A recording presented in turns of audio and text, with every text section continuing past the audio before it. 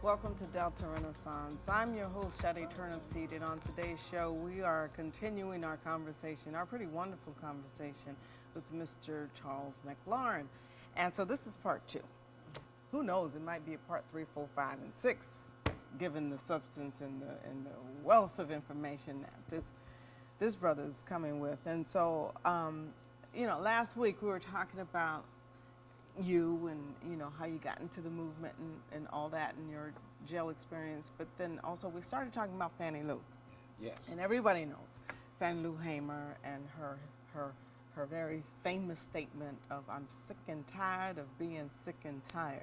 Yes. And if they know nothing else, they know that statement. Right. But you know a lot more about this lady, and so that's why I'm so very pleased that with the work that you're doing in erecting this monument piece, and we'll get to that in a minute. But we were talking last week about the personal things that you saw her go through, and her determination strong determination. Yeah, to get the and right faith. And faith. Yeah. Yeah. See, Fannie Lou Hamer had a very strong faith. She used to say to me, she said, "Mac, if God is for you, the very gates of hell cannot stand against you." Love that. I was not, I have to admit, I was not a strongly religious type person. I was only 21 years of age and had grown up in Jackson coming out of the ghetto, and didn't spend a lot of time in church and things like that. So, but I believed there was a God. But Fannie Lou Hamer was more of a person who, she was nurtured by the church. Her father was a Baptist minister, and her mother taught her from the Bible. When she couldn't go to school, she was homeschooled. I mean, she had the most legible hand that I'd ever seen anybody with, and had only gone 6 grades.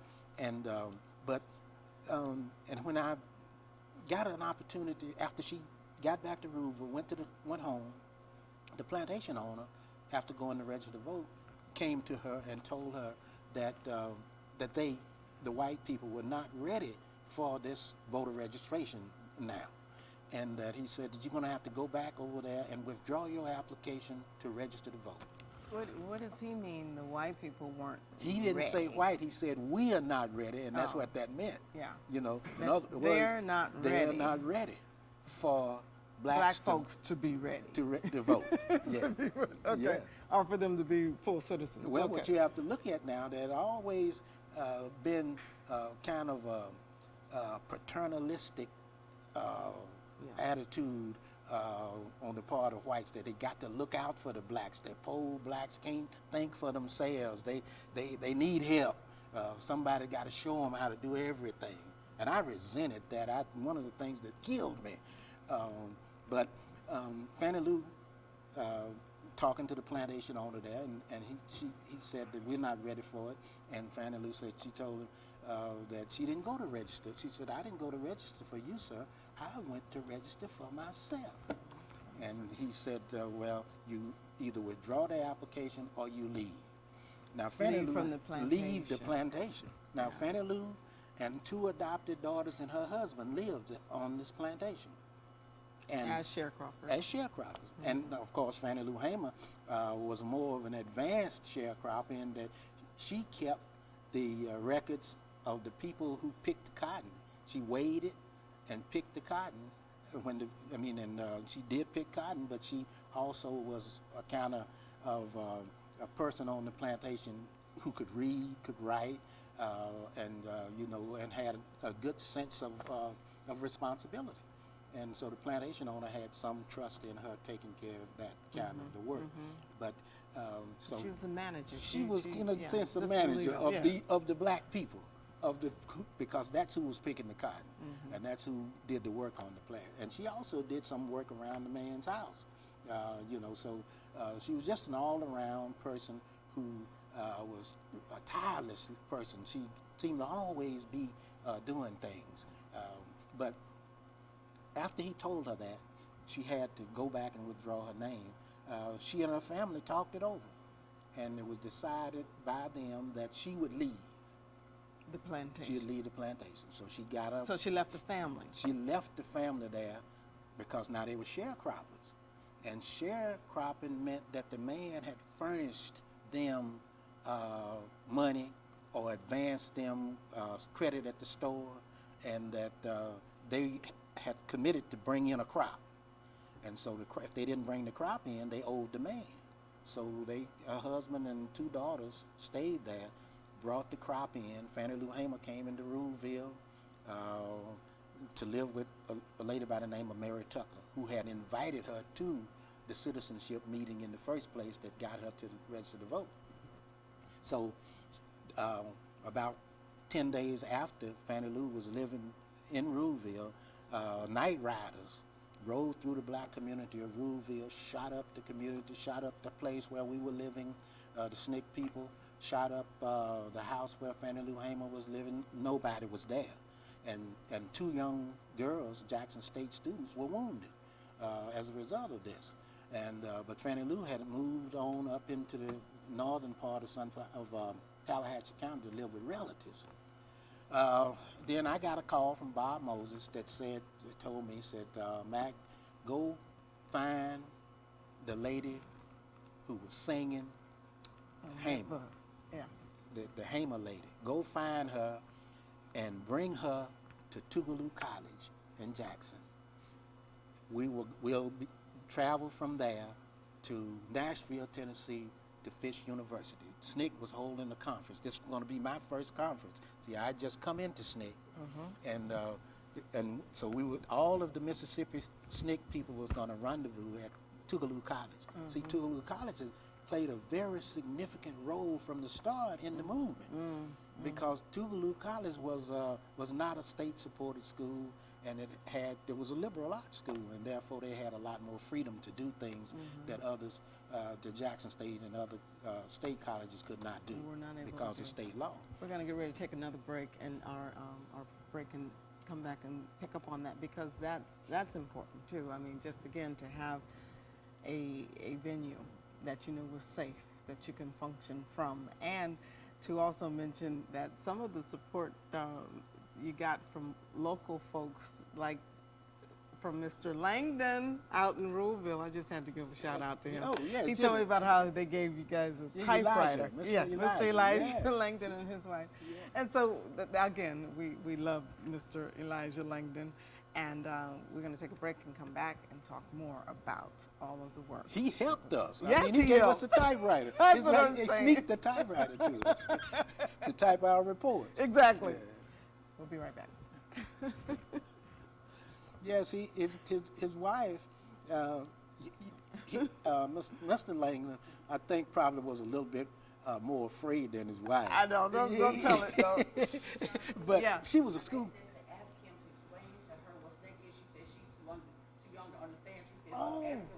What SNCC means. Okay. All right. Okay. Good. Thank you. Yeah. I forgot to even go there. Student Nonviolent Coordinating Committee. Right. Okay. All right. She said, is your phone on silent? It's off. It's off. Thank goodness. Yeah. Okay. I forgot I had it. And at some point, maybe in this third segment, if we can open up on her. All right. 5, 4, 3, 2. Welcome back. You're talking to Mr. Charles McLaurin and giving shouts out to all of our great local people like Mr. Langdon. You know, I think where you're going with that story with Fannie Lou and how it was, again, a true test of all of your determination in SNCC. And SNCC, of course, for those who don't know, is the Student Nonviolent Coordinating Committee. Right. And that grew out of Ella Baker organizing that to harness the energy of the sit-in demonstrations. Most of these young people who, Congressman John Lewis is an example, who's a congressman today, was the chair of Student Nonviolent Coordinating Committee when I got in '62. So Ella Baker trained them and put them to harness this energy had come about as a result of those sit-ins and stand-ins. And you make an excellent point, or just a point that needs to be raised. You know, most of this resistance came from students. It came from young people. It came from those fearless warriors who, while young, Yeah. you know, just felt like, hey, you know, I don't want to live this way. I don't want to grow up this way, or be in a world that is not giving me my freedom to be a man or to be a woman.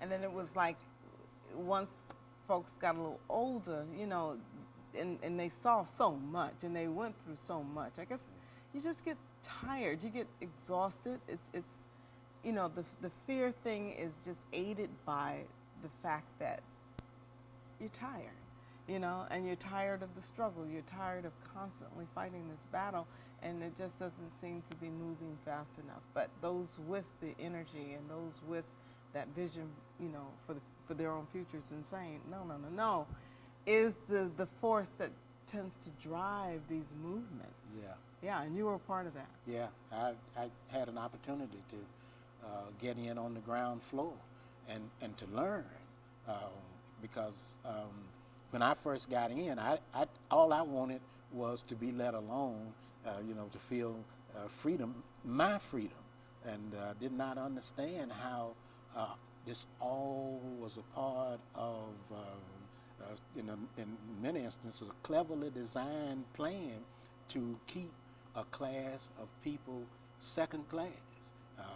And as I began to read the history and listen to elders about it, then I became more involved in a movement. And I think that's what makes me today want to do this statue, this for Fannie Lou Hamer, because Fannie Lou Hamer didn't just get in, go register to vote, and go home and go back to doing what she had been doing. She got in and she kept moving. She became a leader. She became our inspiration. Most of us were 20. I don't know if anybody in the movement other than Jim Foreman, who had former school teacher. Bob Moses may have been about 24 or 25, and the rest of us were under 25. So Mrs. Hamer came in and was kind of like Ella Baker. Ella Baker is considered the mother of SNCC. Now here's Mrs. Hamer, who we never called anything but Mrs. Hamer. No, none of the SNCC people referred to Fannie Lou Hamer as Fannie Lou. Mrs. Hamer is who she became, and then she was more like a mother and a person who was right there with you all the time. But she couldn't have been any more than in her 30s. She or was something, she was right? 44. Oh, was she 44? She was 44 years of age when she came into the movement. Okay. And she, but you know, I really didn't know that. I don't know if any of the SNCC people realized that she was 44. Nobody ever thought about it, about her age. Age was not something we talked about. When I went up there, Bob sent me to get her up there in Tallahatchie County one rainy day, pouring down raining, and I got lost 4 times trying to find the place where they told me she would be. And Fannie Lou Hamer had a faith that things were going to be better, and that God was in the plan. When I knocked on the door at the end of that shack that she was in that day, and a voice inside there said, "Come in." And I walk in. There's a pot-belly stove, wood-burning pot-belly stove in the middle of the floor. You could see the fire in it. And there was a wing-back chair with the back toward me. And I said, "I'm looking for Fannie Lou Hamer." And this little stout woman stands up and says, "I'm Fannie Lou Hamer." Now, this is the first time I meet her. I've been on the bus with her. I've seen this lady in the mass meetings. I've heard her sing. But this is the first time I meet her face to face. And I says, "Miss Hamer, Bob Moses told me to come pick you up and bring you to Tougaloo College." And she says, have a seat, I'll be with you. You see That what I'm was saying? pretty brave of her too. I to mean, just- she didn't and know she me didn't from even know Adam. you- Right, But, right. but she was right, waiting for this. right. She, in a sense, she knew this was coming. I felt, and when she finally did get her bag, and we got in the car, it was pouring down, raining, all the way to Jackson. She never stopped talking. I mean, she didn't stop. She told me her life story on the way to Jackson. And when we got to Tougaloo College and met the rest of the SNCC people, and then that night we took the Natchez Trays to Nashville, to Fish University. And during the SNCC meeting, she started to sing. And all of the SNCC people just got up and gathered around. And she was able to take these Bible verses, you know, and to speak to them in such a way that you could kind of feel. In other words, she said, what is it, Meshach and Shadrach and Abednego and those people was in a fiery furnace. Yeah. And she compared that to how the people were on the plantations and black people were in the Delta and in the state. Yeah. And so the SNCC people that night grabbed her up. And when I came back from Nashville, I came back to Ruleville, to the Delta. The SNCC took her on a whirlwind tour of Harvard, Yale, and various other colleges and universities around the country. To expose them to her and Telling nurture the them story and telling the about- story. yeah. We're going to take another break, and we're going to come back, and we're going to really Okay. talk about this woman in a way that's just really deserving. I mean, you know, she deserves Yeah. what's about to happen here in the Delta. And Mr. McLaurin is here to explain what's happening next in tribute to Fannie Lou Hamer.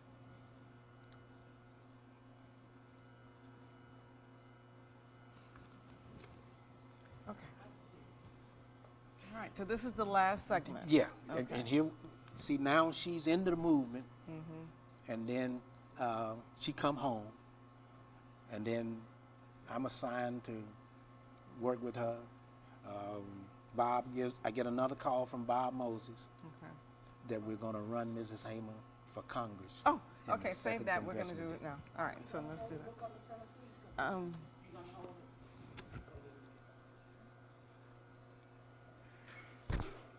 Okay, I got it. Do you want to touch up the Turnipseed on the book and then, or? I think everybody probably knows what she looks like, but if you want to get tighter, you can. And one something about this book now, this book is, was written by Megan Parker Brooks and Okay, stand by. You can explain that.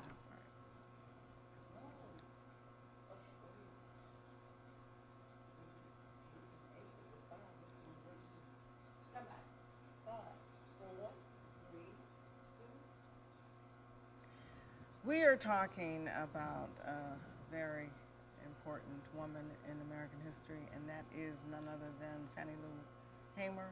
This is one of the many, many, many books that have been written about her and her life struggle and journey. And we have here Mr.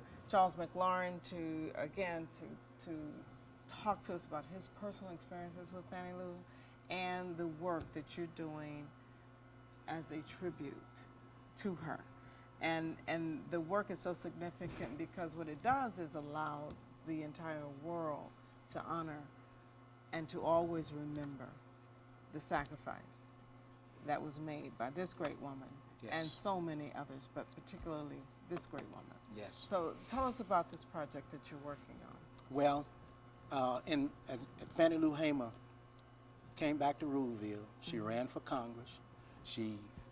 I became a campaign manager by default. Nobody else showed up to do it.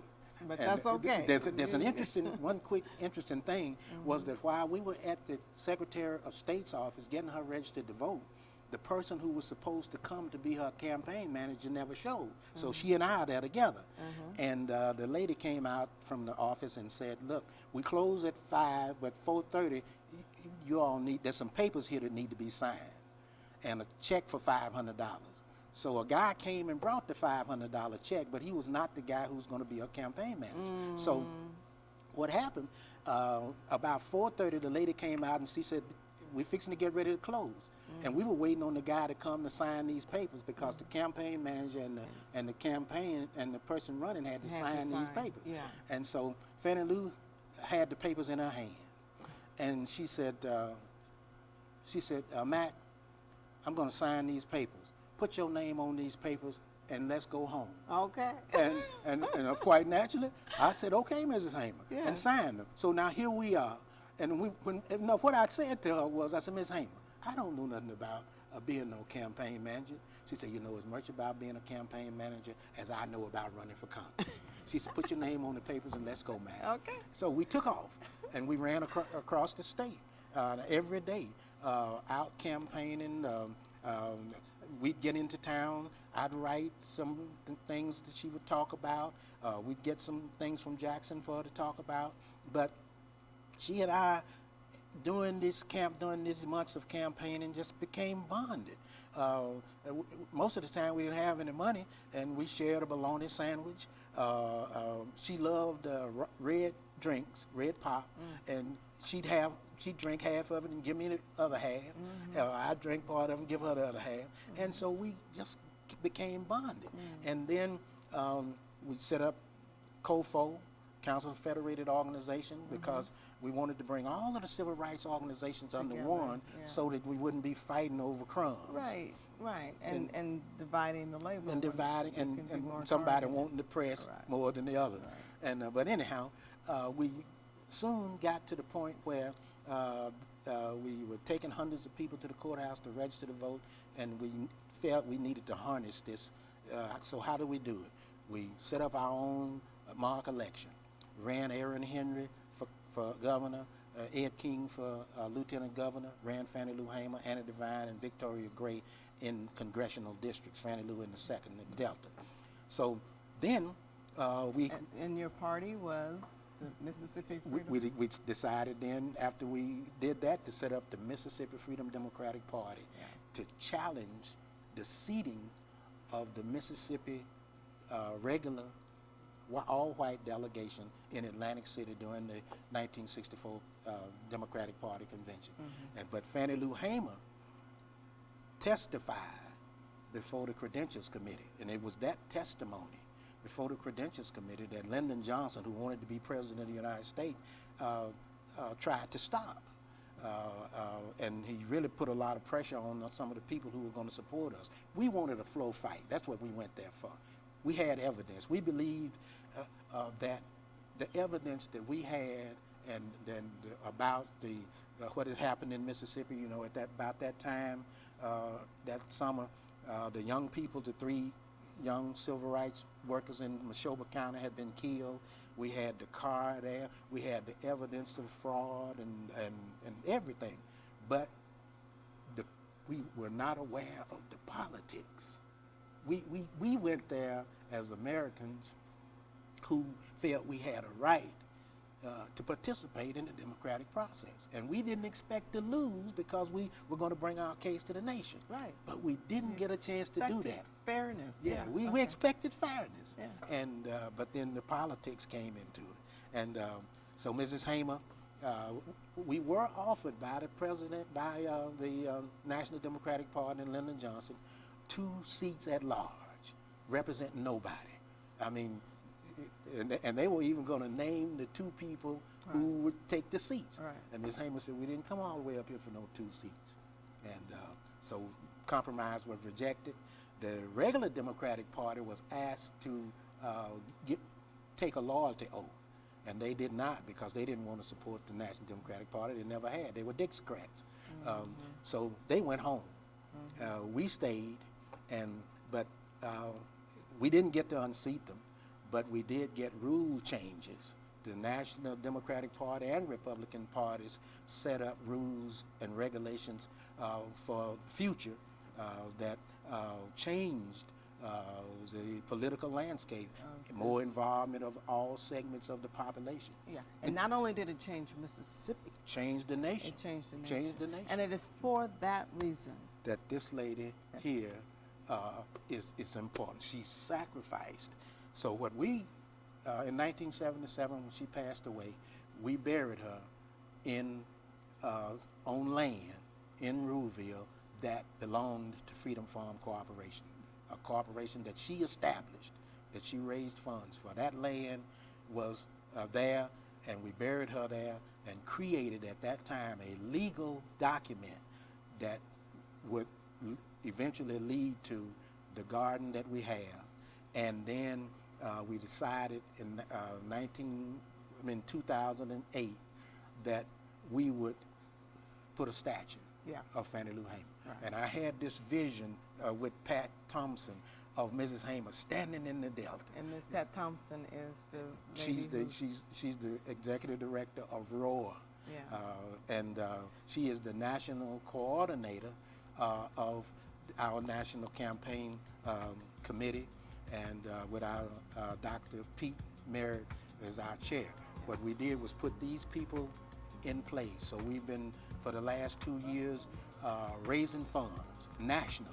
And now you have We've the got statue. over 400 donors. Congratulations. And look here, the statue will arrive in the Delta tomorrow. All right. So y'all go and make sure that you go and pay honor and respect to a woman who is so worthy. Her, Ella Baker, I mean, name it, on and on and on. But Yeah, you need a least- black whale. Yeah, on and on. Yeah. So we have to honor this lady in a very respectful way, and please do by just visiting her monument in Ruleville. And I want to thank you for joining us this week on Delta Renaissance, and Mr. McLaurin, thank you for the 2 my weeks that pleasure. you spent with me here. So see you next week here on Delta Renaissance.